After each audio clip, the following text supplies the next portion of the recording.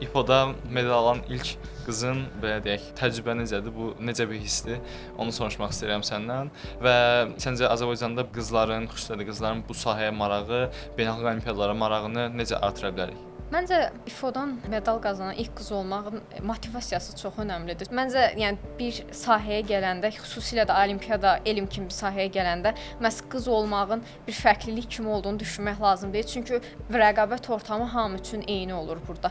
Motivasiya düşkünlüyü ola bilər.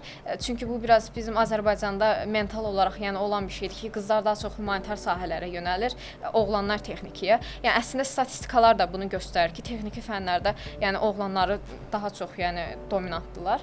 Amma yəni məncə yəni hal-hazırki dövrdə yəni bunu düşünüb motivasiyadan düşmək heç düzgün bir şey deyil. Yəni əgər marağınız varsa texniki sahədə də yəni niyə də yəni irəli gedə bilməyəsiniz.